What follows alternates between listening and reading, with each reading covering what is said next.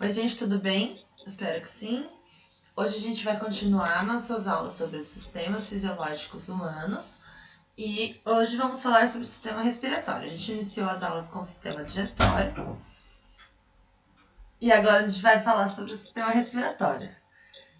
Então, a gente vai ver, né, ou como que funciona, né, a respiração, quais partes do corpo estão relacionadas nesse processo, algumas doenças que atingem esse sistema respiratório. E por que a gente fica ofegante, né, também quando a gente faz atividade física, como que funciona, né, certinho. Então, a respiração, isso daqui é um raio-x, né, do nosso pulmão, né, da nossa caixa torácica. O sistema respiratório vai ser responsável pela captação do oxigênio do meio ambiente, né, e a liberação do gás carbônico. Além disso, o sistema ele vai estar relacionado com o olfato, nossa capacidade de sentir cheiros, né, e também com a nossa fala, com a nossa voz, né, porque as pregas vocais ficam em um órgão do sistema respiratório. Já vou falar aonde. Então, a gente vai falar órgão por órgão do nosso sistema respiratório. Primeiramente, a gente tem as fossas nasais, né? Que é o primeiro local por onde o ar vai passar.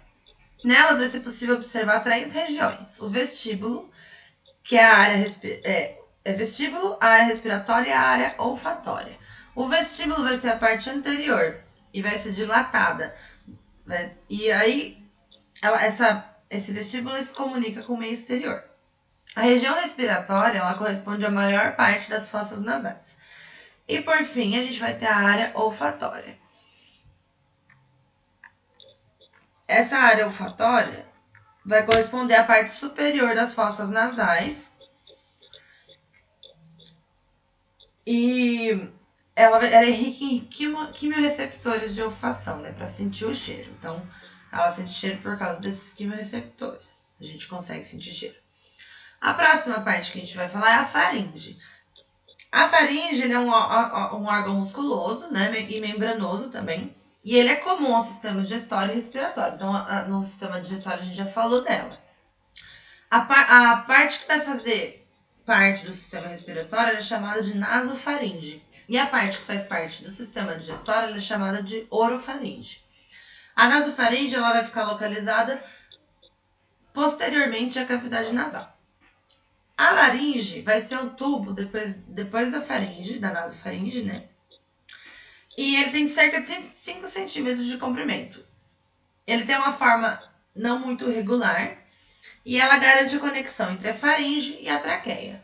Nessa laringe, a gente vai ter a chamada epiglote, que é aquela válvulazinha que vai abrir para passagem de alimento, fechar para continuar, vai fechar a passagem, né, para quando tiver alimento, para não passar para o sistema respiratório e não engasgar. Ela vai evitar que o alimento entre dentro do sistema respiratório. E além da epiglote, é na laringe que a gente vai encontrar nossas pregas vocais, que vão ser responsáveis pela produção do som.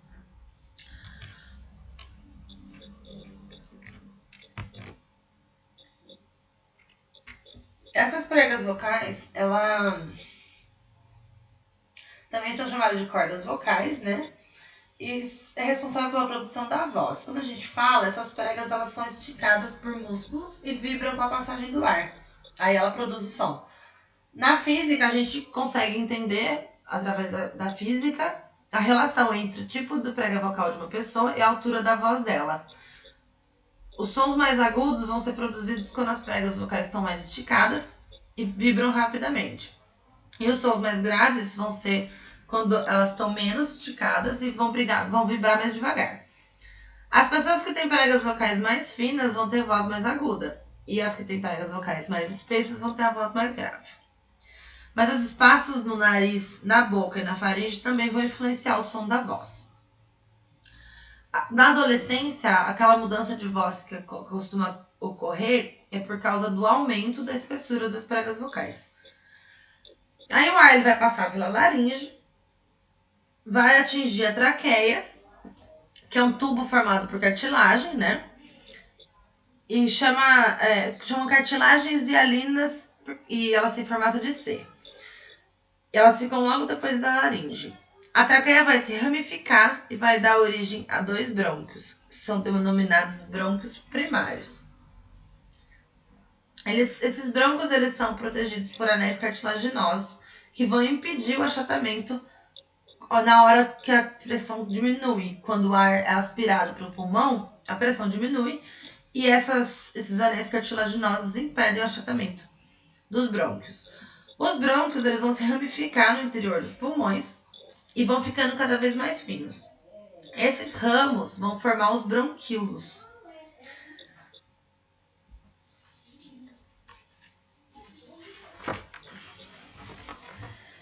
Esses bronquíolos eles vão ser ramificações dos brônquios, né?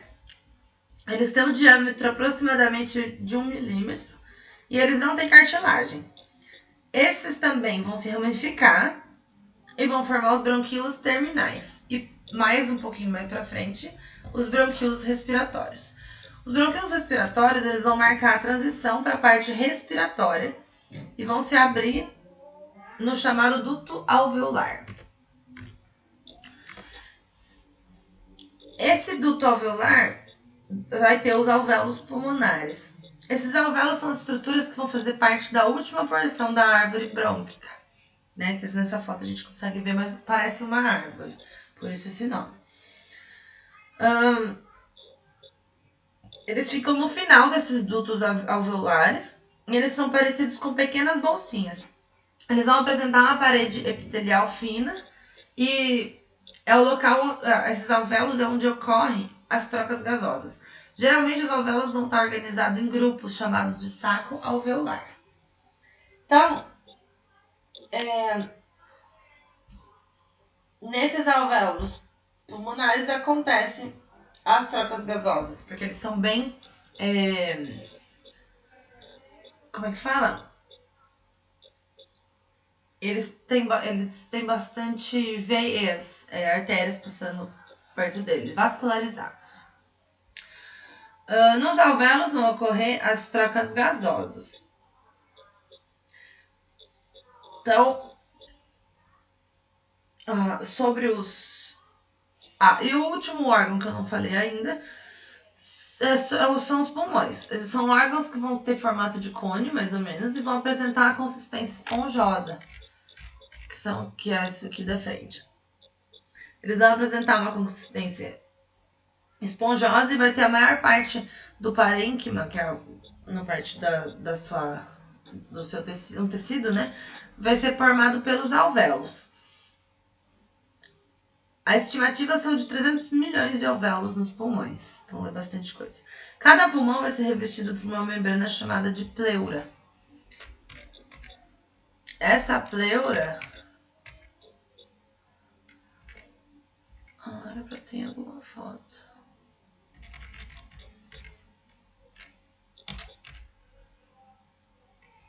Bom, mas é aqui, dá pra ver nesse daqui.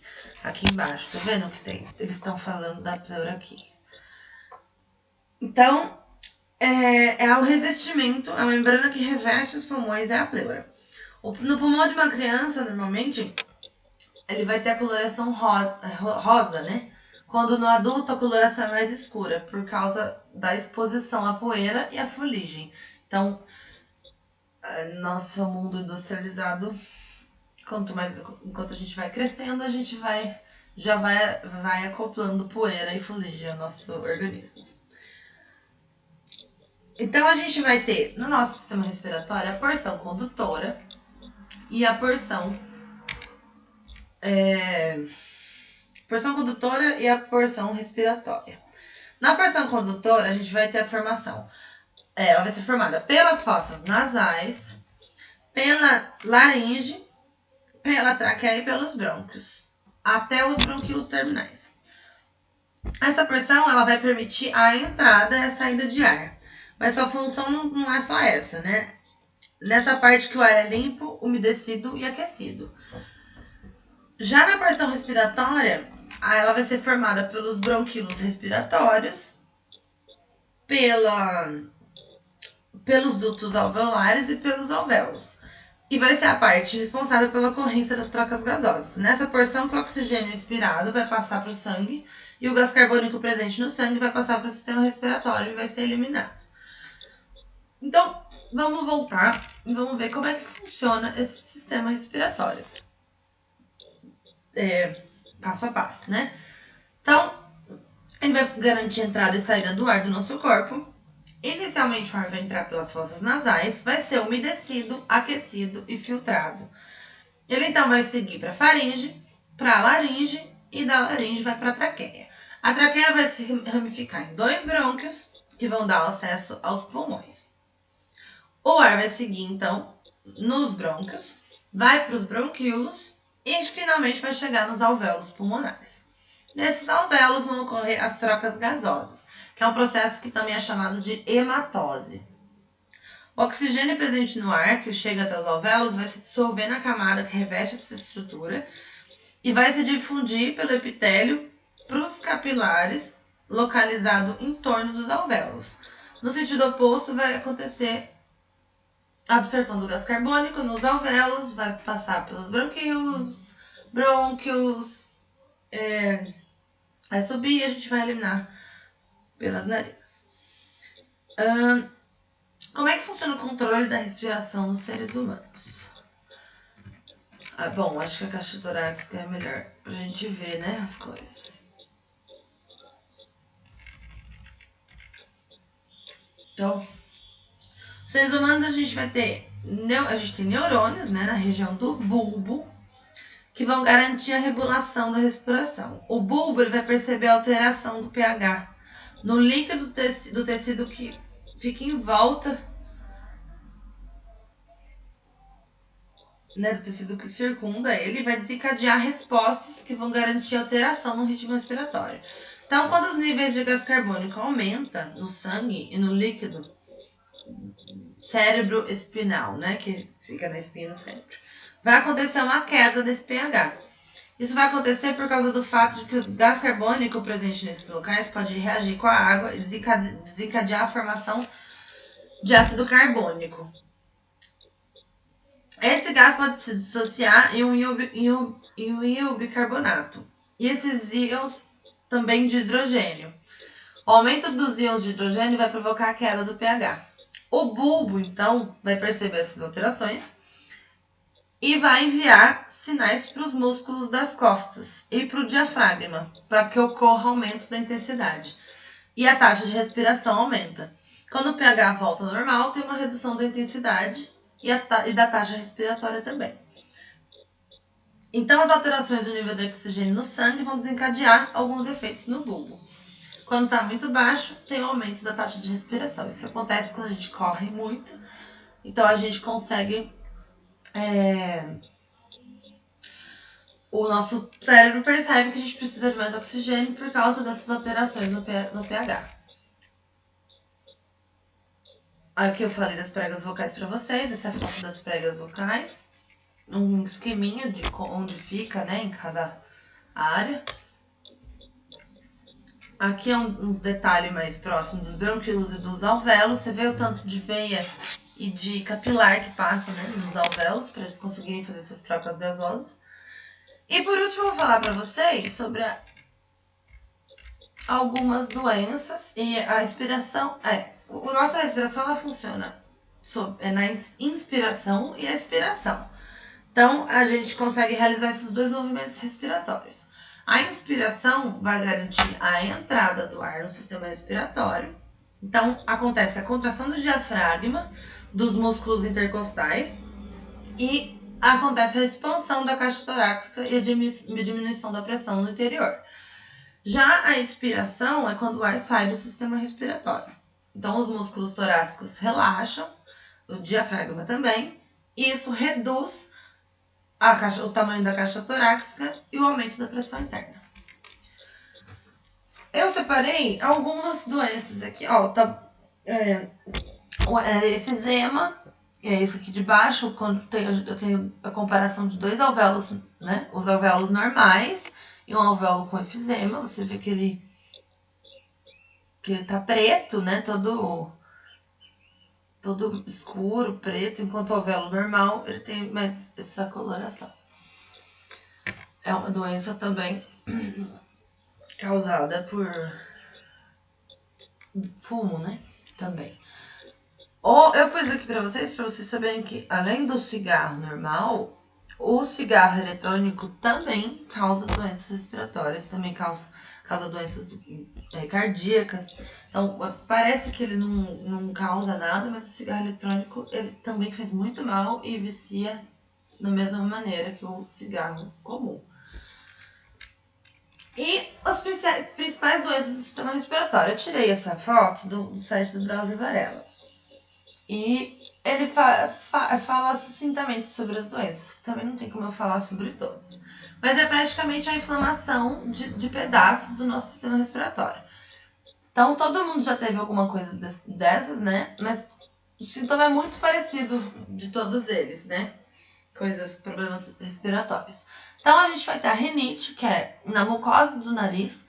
A rinite é uma doença inflamatória da mucosa do nariz. Inflamação desencadeada ou agravada pelo contato com alergenos, como os ácaros, né? Poeira, tem gente que não pode pelo de gato, pólen de flor, alguns perfumes. E aí causa entupimento, né, do nariz, escorre o nariz, coça, a gente espirra, são sintomas mais comuns.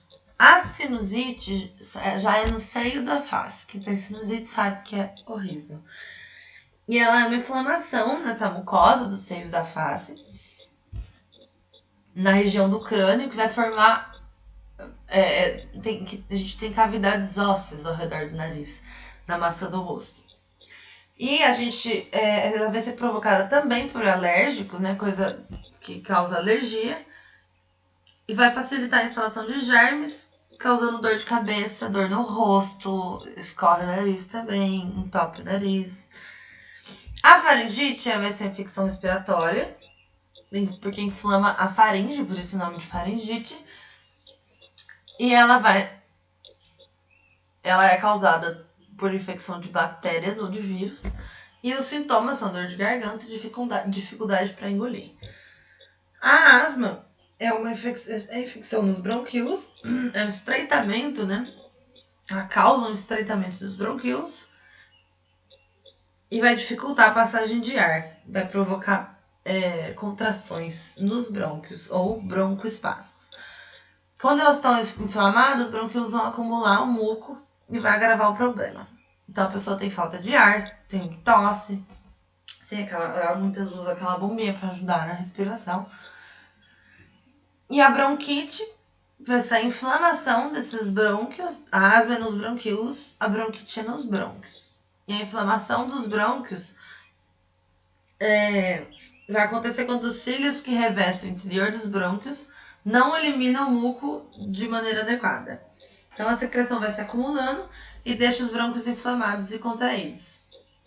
A pessoa tosse muito. E a laringite é a inflamação na laringe.